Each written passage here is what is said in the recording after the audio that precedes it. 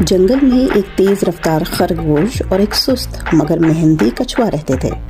خرگوش اپنی رفتار پر ناز کرتا اور اکثر کچھوے کا مذاق اڑاتا۔ ایک دن کچھوے نے مسکرا کر کہا، اگر تمہیں اپنی تیزی پر اتنا یقین ہے تو آؤ دوڑ کا مقابلہ کرتے ہیں۔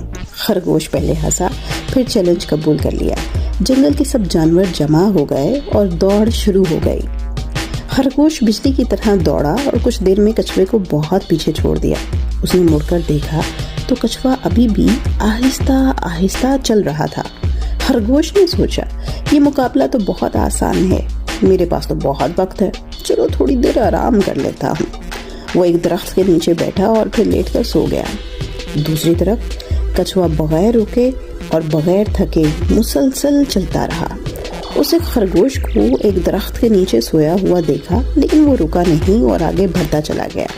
کچھ دیر کے بعد سورج کی روشنی تیز ہوئی تو خرگوش کی آنکھ کھل گئی۔ اس نے فوراً کچھوے کو تلاش کیا اور اسے تقریباً جیت کے قریب پہنچتے دیکھا۔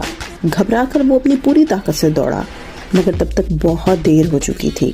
کچھوا سکون سے چلتے ہوئے دوڑ جیت گیا تھا۔ جنگل کے تمام جانور خوشی سے تالیاں بجانے لگے۔ خرگوش شرمندہ ہو گیا اور سر جھکا لیا۔ کچھوے نے مسکرا کر کہا، آہستہ اور مستقل چلنے والا ہی کامیاب ہوتا ہے۔ خرگوش کو اپنی غلطی کا احساس ہوا۔ اس نے سیکھا کہ غرور اور سستی ہمیشہ نقصان دیتی ہے، جبکہ محنت اور مستقل مزاجی ہی اصل کامیابی کی کنجی ہیں۔ مزید شاندار کہانیوں کے لیے ہمارے چینل کو لائک اور سبسکرائب کیجیے۔